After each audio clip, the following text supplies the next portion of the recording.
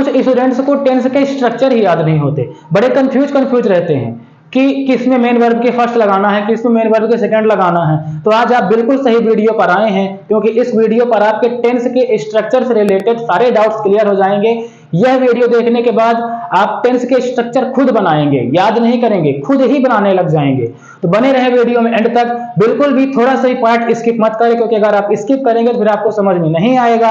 और ऐसी ही ग्रामर की सारी ट्रिक्स को पाने के लिए आप मेरा चैनल सब्सक्राइब करें और देखते रहिए मेरा चैनल अपग्रेड विद्या।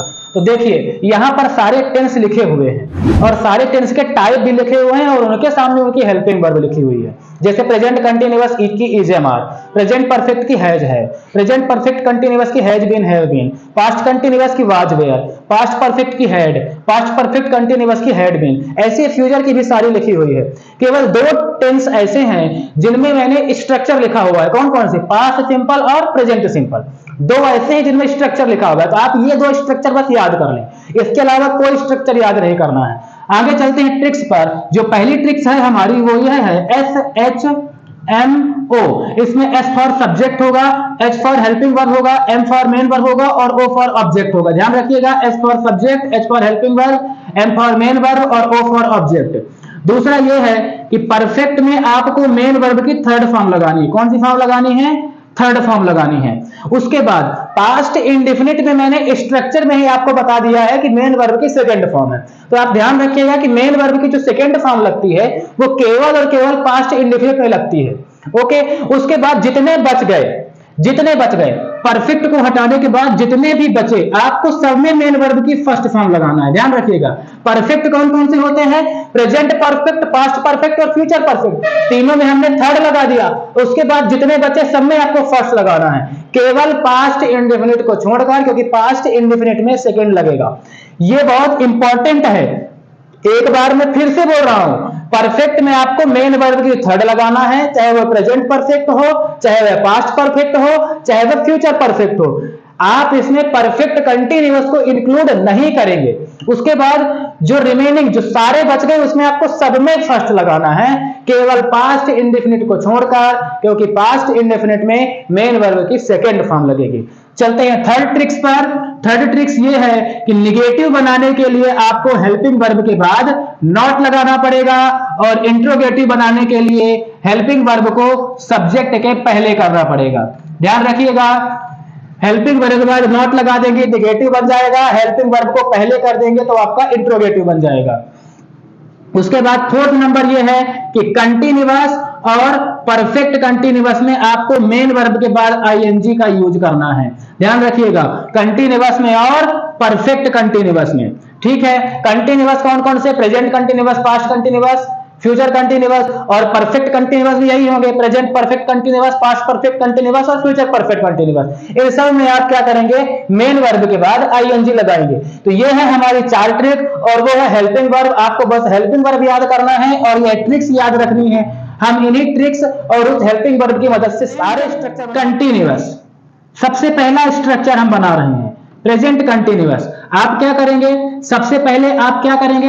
SHMO लिखिए। सबसे पहले आप SHMO ये आपने लिख लिया। इसके बाद आपको क्या करना है? S फॉर आप सब्जेक्ट, S फॉर आपने सब्जेक्ट लिख दिया, O फॉर आपने ऑब्जेक्ट लिख दिया।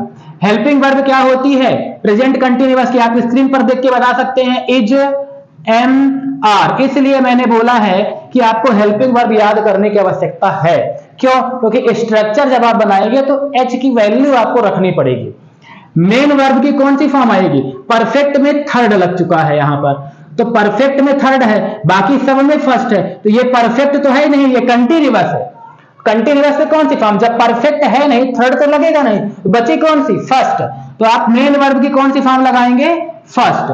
उसके बाद ये कंटिन्यूअस है, कंटिन्यूअस में आपको क्या लगाना है? आईएनजी भी लगाना है ना। मैंने तीसरे नंबर की ट्रिक में आपको बताया हुआ है कि कंटिन्यूअस और परफेक्ट कंटिन्यूअस में आपको आईएनजी भी लगाना पड़ेगा। तो ये हमने आईएनजी लगा दिया और ऑब्जेक्ट लास्ट में लगा दिया, सबके बीच में प्लस लगा देंगे, आपका स्ट्रक्चर बनके रेडी हो जाएगा।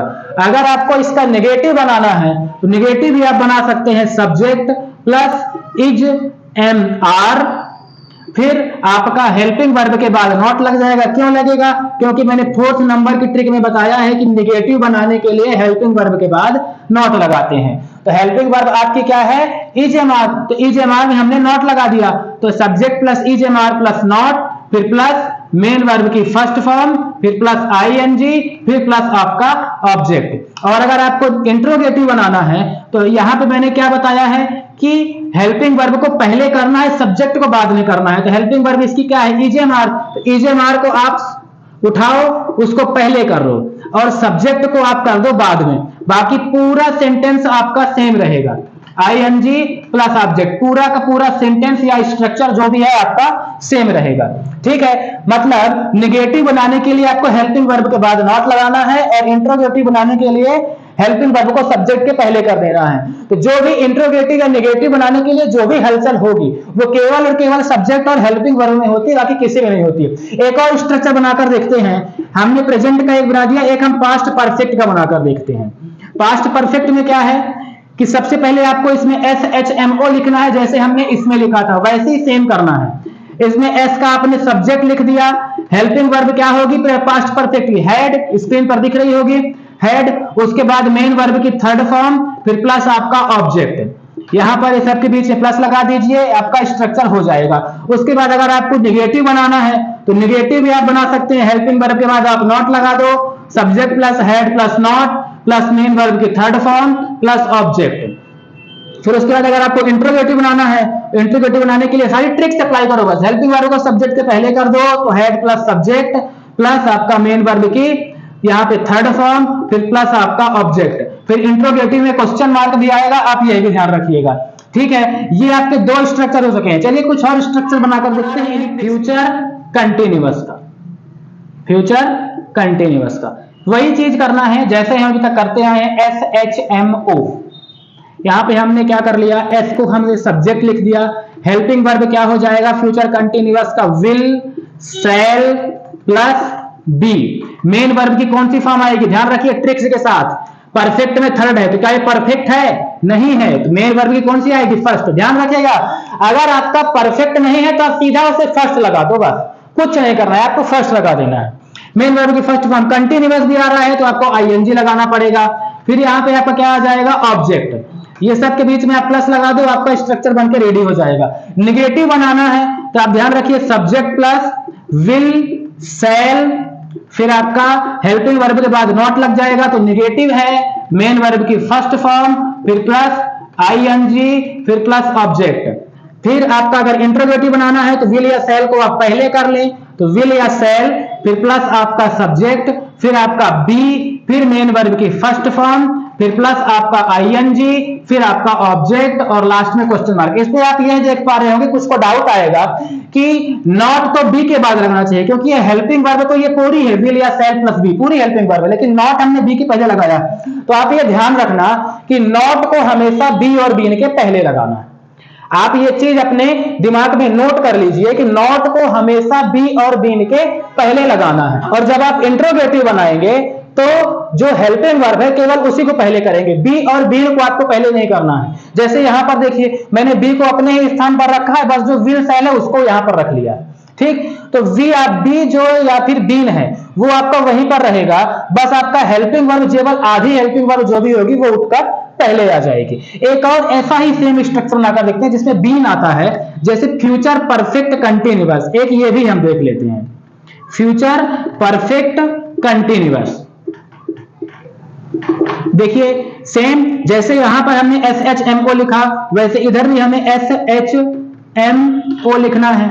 S फॉर आपका सब्जेक्ट आ जाएगा, H आपकी जो हेल्पिंग वर्ब है वो आ जाएगी, विल, शैल, फिर प्लस आपका हैव और बीन। फिर मेन वर्ब की कौन सी फॉर्म?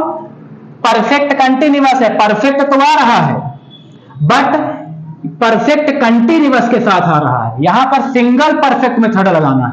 और ये परफेक्ट कंटिन्यूअस है, इसे मेन वर्ब की फर्स्ट लगेगी।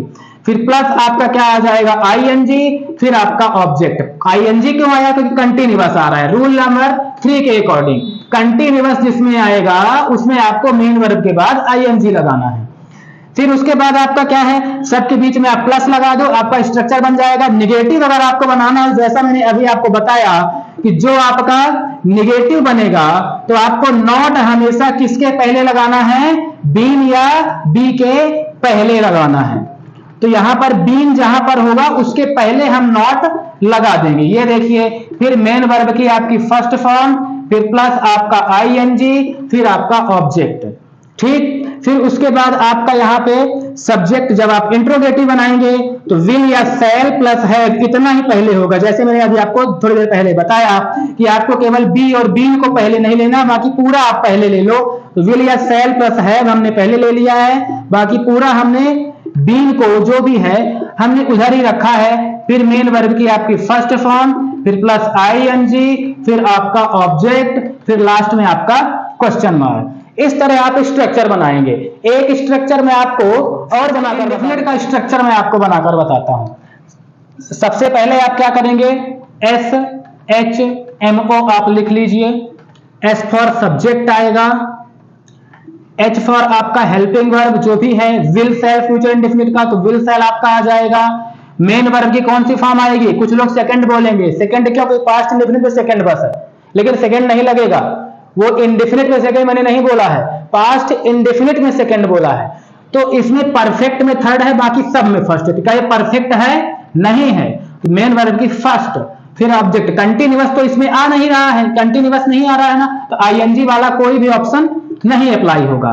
फिर उसके बाद अगर आपको निगेटिव बनाना है तो सब्जेक्ट, फिर इसमें विल या सेल, फिर नॉट, क्योंकि हेल्पिंग वर्ब के बाद नॉट लगाएंगे, मेन वर्ब की फर्स्ट फॉर्म, फिर ऑब्जेक्ट, और उसके बाद अगर आपको विल सेल को पहले करना है तो इंट्रोगेटिव बन जाएगा, सब्जेक्ट, फिर आपका मेन वर्ब की फर्स्ट फॉर्म प्लस ऑब्जेक्ट। अब कुछ स्टूडेंट्स के मन में यह आया कि परफेक्ट कंटिन्यूअस में सिंस या फॉर का भी यूज होता है, तो सिंस फॉर का यूज में बहुत सारे स्टूडेंट्स को डाउट रहता है, बड़े कंफ्यूज रहते हैं कि निश्चित समय के लिए कौन सा है, अनिश्चित समय के लिए कौन सा है। अगर समझ में आ गया तो निश्चित समय कौन है, अनिश्चित समय कौन है, ये भी मैं आपको, सिंस में आप ये ध्यान रखना सीन, और फॉर में आप ये ध्यान रखना अनसीन।